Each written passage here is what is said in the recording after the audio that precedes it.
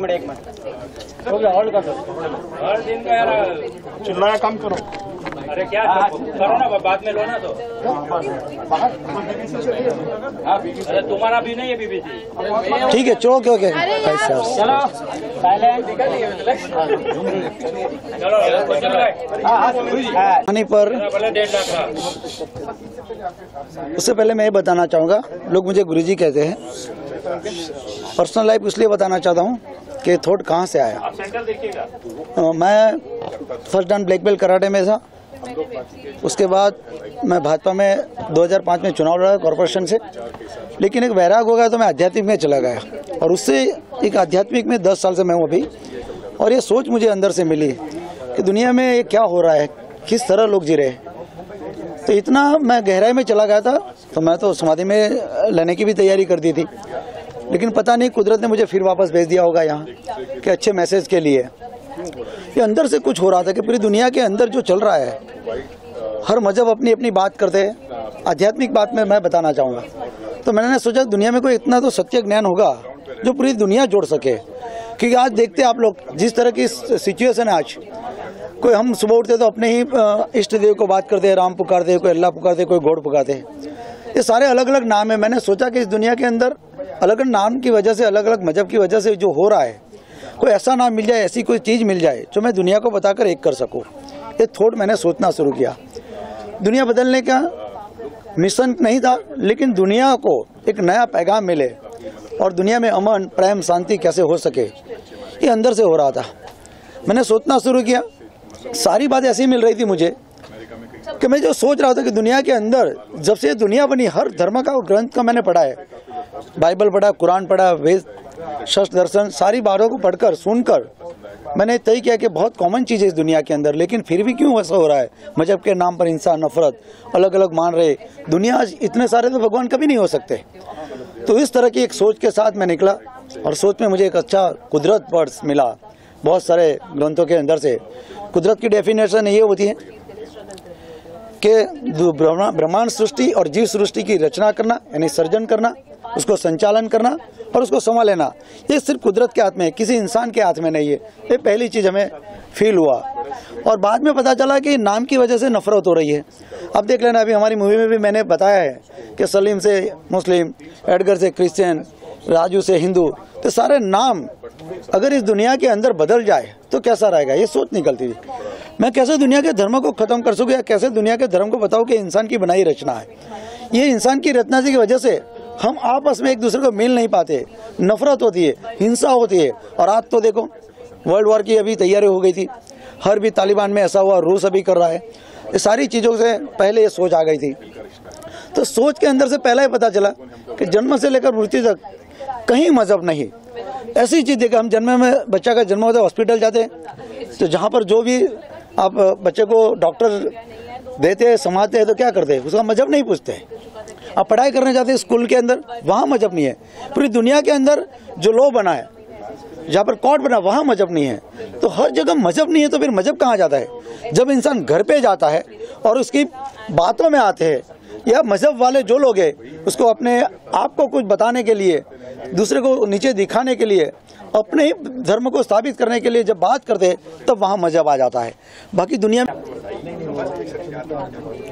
First reaction, जैसे मैंने कहा कि अभी कंटेम्प्रेरी जो टाइम चल रहा है 2022 में, मतलब 21वीं सदी में हम लोग मजहब धर्म के ऊपर फिल्म बना रहे हैं, तो मुझे ऐसा लगा थोड़ा एंशिएंट है। तो मैंने बोला यार अभी धर्म वर्म के ऊपर फिल्म बना रहे, मतलब मुझे समझ में नहीं आया। उसके बाद उन्होंने स्टोरी का नरेशन दिया, वो रीज़न क्या था, उनका कॉन्सेप्ट क्या था, थॉट क्या था, और वो थॉट के पीछे जो सच्चाई थी उसको मैं समझ रहा था कि भाई वाकई में बहुत अच्छा और नोबल थॉट है। फिल्म के बनते बनते अभी जो सिनेरियो है हमारे देश में, अभी तो बड़ा एप्ट बैठता है, ये बहुत ही परफेक्ट है। Creator is basically the creator of this world, जिसने इस संसार को रचा है, जिसने कोई भेदभाव नहीं किया। भेदभाव हम जैसे लोगों ने ही किया है, धर्म को लेके या एक बिलीफ को लेके। मैं अगर कोई चीज़ सही समझता हूँ, कोई गलत समझता है उसको, तो एक बिलीफ में जो बटा हुआ है और उसको लेके इंटॉलरेंट हो गए। तो ये जो अभी वर्ल्ड हम लोग क्रिएट कर रहे हैं, उस वर्ल्ड में आई थिंक ये फिल्म बहुत ही परफेक्ट है, जहाँ पे हम लोग सिखाते हैं कि बच्चों को, इसमें ये जो कैरेक्टर है डॉक्टर रे जो मैं प्ले कर रहा हूँ, उसका रिसर्च ही ये है कि बच्चों को कुछ भी ना सिखाया जाए। चाहे वो हिंदू का बच्चा हो, मुसलमान, सिख, ईसाई या किसी भी धर्म का हो, अगर बच्चों को हम कुछ भी ना सिखाए इसके बारे में, बच्चा क्या करेगा? उसको हम फ्यूचरिस्टिक मतलब जितना हो सके पढ़ाई में या धर्म से अलग हम उसको बात सिखाएंगे, वो उतना सरल, उतना लिबरल और सही मायने में सेक्युलर होगा। तो फिल्म का थॉट यही है, और इसको लेके जो सिंसियरिटी से हमारे प्रोड्यूसर डायरेक्टर्स ने इस फिल्म पे वर्क किया है इतने टाइम से, वो काबिल तारीफ है, और इसीलिए मैं इस फिल्म से भी जुड़ा। और फिल्म अब जब बन के जब मैं देख रहा हूँ जो इसका प्रोडक्ट जो बना हुआ है टोटल, तो मैं समझता हूँ कि वाकई में काफ़ी सही हद तक इसको हमने जस्टिफाई किया है। हाँ जी, What's your character? so इसमें my name is Eliza Sehgal and I am playing Martina. So Martina is a Christian girl. एक क्रिश्चियन लड़की का रोल है जो एक सिख लड़के से प्यार करती है, जो बॉबी प्ले कर रहे हैं मूवी में। So अगेन हमारा मूवी का पूरा थीम ही यही है, एक हिंदू मुस्लिम कपल है, सिख एंड क्रिश्चियन कपल है, जो कि हाँ मानते हैं कि ऑर्थोडॉक्स ये थिंकिंग होती थी, बट आज के टाइम पे भी कहीं कहीं इंडिया के एरियाज में ये चीज़ें अभी भी चलती हैं कि लोगों को नहीं मंजूर है क्रॉस कास्ट में मैरिज करना, प्यार करना या कुछ भी। तो अगेन हमारा मैसेज यही है कि हर इंसान सेम है, हर इंसान में खून, हर इंसान एक ही है। सिर्फ आपके रिलीजन डिफाइन करने से कोई डिवाइड नहीं हो जाते लोग कि हिंदू मुस्लिम वगैरह, कुछ भी नहीं है। हर इंसान सेम है, भगवान एक है, वो सिर्फ हमने भगवान की क्लासिफिकेशंस बना दी हैं कि डिवाइड कर दिया है। तो द क्रिएटर हमारा यही है, मतलब कि the creator is one for every human being on earth. So कोई डिफरेंशिएट नहीं करते, किसी के अगेंस्ट हेटरेड नहीं रखते और मिलजुट के एक दुनिया की तरह रहते हैं। Thanks to my whole team, the director, producer, the whole cast, सब लोगों ने बहुत सपोर्ट करा है and I am very grateful for this opportunity, क्योंकि मुझे ये चांस मिला है इतनी अच्छी मैसेज कन्वे करने वाली मूवी में। बस अब हमें लोगों से प्यार चाहिए, हमें लोगों को ये मैसेज पहुंचाना है किसी भी तरीके से कि हाँ एक एक करके ही बंदा चेंज होगा, पूरी दुनिया एक बारी में चेंज नहीं हो सकती। तो थोड़े थोड़े लोग भी चेंज होंगे तो दुनिया में कुछ चेंज तो आएगा। सो बस that's it and thank you very much. जैसे कि माहौल चल रहा है, अभी अमरावती का केस आया, तो no other question, hello, No other question. No. Only for films. Only for message है, इस फिल्म में ही मैसेज है। आप फिल्म देख लो, सबके लिए मैसेज है। पूरी दुनिया में जहाँ जो कुछ हो रहा है आज की तारीख में, सबके लिए मैसेज है ना। हम भेदभाव ना करें, हम दूसरे को बोलने से पहले अपने आप में झांकें तो बेटर है। वैसे आपके किरदार के बारे में ये डॉक्टर रे का कैरेक्टर है, जो एक इंडिया में रहने वाला आदमी है, जो एक मुस्लिम लड़की से शादी कर लेता है। घर पे काफ़ी टकराव होता है, तो वो साइंटिस्ट है, तो यूएसए में नासा में काम कर रहा है वहाँ पर, और बहुत साल बाद अपनी बीवी बच्चों को भेजता है यहाँ पर देखने के लिए, और वहाँ पे कुछ ऐसी बातें हो जाती है, कुछ एक्सीडेंट्स मतलब कम्युनल राइट्स हो जाते हैं, जिसकी वजह से ही लूजेस हिज फैमिली, और तब से वो ट्रॉमा में है। तो जो विग है वो 10 साल से उसने बाल नहीं काटे हैं, तो शायद वो क्रिएटर वाले लुक में ही है वो। जैसा फिल्म का नाम है द क्रिएटर, मतलब जिसने दुनिया रची है, जिससे हम सबको रचा है, उसकी नज़र में कहीं भी कोई भेदभाव, हिंदू धर्म, हिंदू मुस्लिम, ये सारी चीज़ें नहीं है। ये सारी चीज़ें हम मानव की बनाई हुई चीज़ें हैं। हम ही ने धर्म को क्रिएट किया है, हम ही ने धर्म को समाज में फैलाया है। हम ही कहते हैं कि भाई हम हिंदू हैं, हम मुसलमान हैं, हम क्रिश्चियन हैं। अगर हम ये चीज़ समझ ले कि भाई हम सबसे पहले इंसान हैं, है ना, तो इंसानियत सबसे बड़ा धर्म है, जो हमारी फिल्म कहती है, जो जिसे प्रवीण ने बहुत खूबसूरती से एक स्क्रिप्ट को बहुत अच्छे ढंग से कन्वे किया है। अगर सोसाइटी में ये चीज़ जाती है, हम चाहेंगे कि आप लोगों के माध्यम से अगर ज़्यादा से ज़्यादा लोग इस फिल्म को देखें, अगर उसमें से कुछ % लोग भी अगर उनका हृदय परिवर्तन होता है, तो शायद यही हम लोगों का सक्सेस होगा। आप सबको थैंक यू यहाँ पर आने के लिए, और अब शाहजी भाई कहेंगे। हेलो, नमस्कार एवरीवन। जैसा कि फिल्म द क्रिएटर है, इसका कॉन्सेप्ट तो आपको सबको समझ में आ ही गया, ट्रेलर देखा आपने, फिल्म देखी। बेसिकली कॉन्सेप्ट ये है कि पूरी दुनिया से सारी बाउंड्रीज हटा दी जाएं, सारी सीमाएं हटा दी जाएं, पूरी दुनिया में सिर्फ एक ही लैंग्वेज हो, एक ही धर्म हो, जो मानव धर्म जिसे कहते हैं वही धर्म हो, तो दुनिया कितनी ब्यूटीफुल होगी, कितनी सुंदर होगी। कि जिस तरह से एक आकाश में एक पंछी उड़ता है, तो उसके लिए कोई सीमा नहीं होती, कोई बाउंड्री नहीं होती, वो कहीं से कहीं भी उड़ के जा सकता है। ऐसे ही हमारे लिए भी हो, कोई बाउंड्री ना हो, इंडिया, पाकिस्तान, इंग्लैंड, अमेरिका, कुछ नहीं हो, सिर्फ एक वर्ड है। तो बेसिकली कॉन्सेप्ट फिल्म का वो है जो कि हमारे डायरेक्टर साहब, प्रोड्यूसर साहब ने बहुत लंबे टाइम से इस पे मेहनत की और बहुत अच्छे से उसको स्क्रीन पे उतारा है। तो अब आपकी बारी है, आप लोगों से यही रिक्वेस्ट है कि इस फिल्म को, इस मैसेज को ज़्यादा से ज़्यादा लोगों तक पहुंचाओ और ज़्यादा से ज़्यादा लोग इसको देखें। तो आई एम श्योर कि डेफिनेटली कुछ ना कुछ तो चेंजेस होंगे। कि जैसे मेरा इस कैरेक्टर है फिल्म में आलम डॉन, जो नेगेटिव होता है लेकिन एक मूवमेंट पे आकर के उसको रियलाइज होता है कि नहीं यार, मुझे इस मिशन का साथ देना चाहिए और ये सच है, ये सही बात है, ऐसा होना चाहिए। तो उसका हृदय परिवर्तन होता है और एक मोमेंट पे आकर के वो नेगेटिव से पॉजिटिव होता है, डॉक्टर रे का साथ देता है और उस मिशन में जुड़ता है। तो आई एम श्योर डेफिनेटली कि दुनिया में भी ऐसा चेंजेस होगा। और इस हालात में, इस दौर जो अभी चल रहा है उसके हिसाब से तो बहुत ही परफेक्ट है कि हम अननेसेसरी धर्म को लेकर के और भाषाओं को लेकर के और बाउंड्रीज को लेकर के कितना नरसंहार जो हो रहा है दुनिया में, उसके हिसाब से तो बहुत ही ज़बरदस्त मैसेज है। तो आप सबसे यही प्रार्थना है कि इस फिल्म को, इस मैसेज को ज़्यादा से ज़्यादा लोगों तक पहुंचाएं। आपके हाथ में है ये सारी चीज़ें और बहुत बहुत शुक्रिया आपका यहाँ आने के लिए।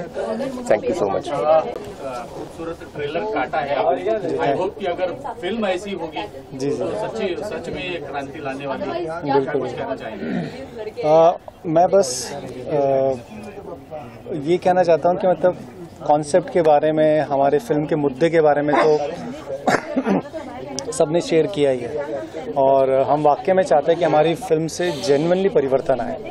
मतलब हम ये पूरी फिल्म बनाने के बाद अगर हमारी फिल्म देख के 10 लोगों के अंदर भी है ना चेंजेस आते हैं ना, तो हम सोचेंगे हमने एक शुरुआत कर दी, वो 10 लोग और 10 लोगों को मोटिवेट करेंगे और 10 लोगों को मोटिवेट करेंगे। और ये तो कंफर्म है कि ऐसा होगा, क्योंकि लास्ट में जो बेसिकली ये जो फिल्म है, जब गुरुजी कॉन्सेप्ट लेके आए थे तो हमें जो हमारी फिल्म है ना, फिल्म का सार वो अदालत है और अदालत आता है लास्ट के मतलब बिल्कुल क्लाइमेक्स में।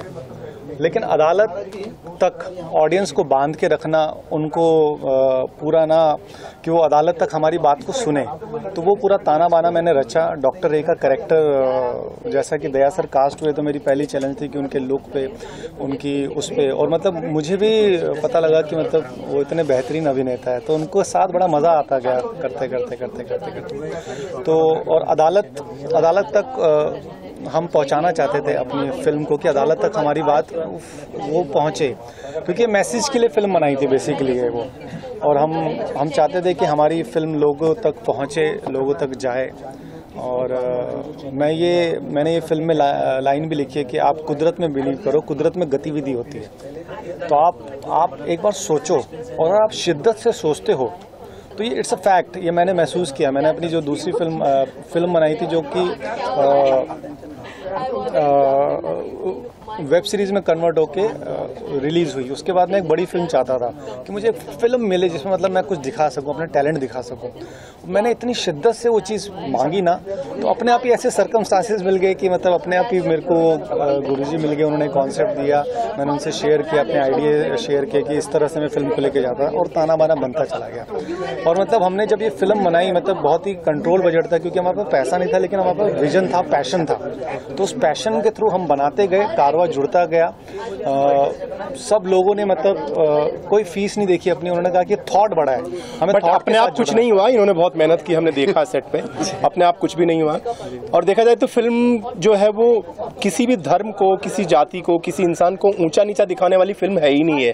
शांति और प्रेम को स्थापित करने वाली फिल्म है, शांति और प्रेम को बढ़ावा देने वाली फिल्म है कि एक तरह से मिलजुल करके हम रहें, एक मानवता का एक सम्मान करें। बेसिकली यही है। और प्रवीण जी, अगर ऐसी मच बताइए आप लोगों को क्या क्वेश्चन है मुझसे? क्या है किरदार और तो जैसे कि मैंने आप लोगों को पहले भी बताया कि मेरा किरदार ही ऐसा है जो कि मैंने खुद पर्सनली एक्सपीरियंस किया है। मुझे इनफैक्ट पता भी नहीं था कि ऐसी कोई मूवी मेरे रास्ते में आ जाएगी। ठीक है, कुछ चीज़ जो आपकी लाइफ में पहले से हुई हो और वो चीज़ आप कैमरे पे दिखाना, it becomes such a emotional thing for you. पूरी शूटिंग के टाइम पे मेरा इमोशनल लेवल इधर था, बिकॉज मैं एक्चुअली में एक एक मोमेंट्स फील कर पा रही थी। And I am so happy कि वो सारे मोमेंट्स इतने ट्रूली अक्रॉस द कैमरा गए हैं। You guys have seen it, I loved it personally, and I think if I love it, you guys are going to just love it more. तो जैसे अभी आपने शेयर किया इसके पहले कि मैं मुस्लिम बैकग्राउंड से आती हूँ और मेरे साथ ऐसा कुछ हो चुका है, कैसे जब आप कैरेक्टर में उतरे तो वो कितना सहयोग किया आपको? तो एक सीन था हमारी मूवी में जब मैं रो रही थी, मेरा अजय जो कि मेरा हिंदू लवर है जिससे मैं प्यार करती हूँ, और उसको जब मारा गया था और वो हॉस्पिटल में था तो मैं रो रही थी। ऐसी ही कुछ घटना मेरे साथ पर्सनल लाइफ में हुई थी। I was hardly 14 and a half years old and I was working because मैं 13 साल की उम्र से काम कर रही हूँ and my first salary was 1000 rupees। तो उधर से मैंने अपनी ज़िंदगी शुरू की थी। So I fell in love with a guy and उधर ये हो गया था कि he left me। ओके, उसने मुझे छोड़ दिया, उसकी वजह से मैंने जहर ले लिया था। I got admitted to the hospital and I was crying because कहाँ से मेरे पाइप गया था मुझे नहीं पता, just to remove the rat poison जो कि मैंने कंज्यूम कर लिया था रात को। उसके बाद ये हुआ कि सारा कुछ मेरा ट्रीटमेंट हुआ, आई वॉज ओके। मैं खिड़की थी, मेरी जो रूम था उसमें से एक खिड़की में से मैं हमेशा देखा करती थी कि वो शायद से मुझे मिलने आएगा या शायद से मुझे देखने आएगा, बट वो कभी हुआ नहीं। एंड 3 दिन मैं हॉस्पिटल में एडमिटेड थी और मैं उम्मीद कर रही थी कि शायद से वो वापस आ जाए, बट वो कभी हुआ नहीं। वही सेम मोमेंट जब अजय हॉस्पिटल में था मैं वो फील कर पा रही थी। आज भी वो दर्द उतना ही ज़्यादा जिंदा है जो कि आज से 5-6 साल पहले जिंदा था मेरे दिल में, क्योंकि पहला प्यार हम कभी भूल नहीं सकते और जो पहला दर्द होता है वो हमेशा चेरिश करते हैं। तो ऑफ कोर्स मैं सारे मोमेंट चेरिश करती हूँ, बट वो दर्द आज भी जिंदा है एंड आई डोंट नो कब तक रहेगा, बट हमारे दिलों में दर्द हमेशा मौजूद रहना चाहिए। It's very important, it takes you ahead in life. So the pain that I have in my heart is letting me go ahead in life. So thank you so much for all the people who's given me pain. See where I am right now.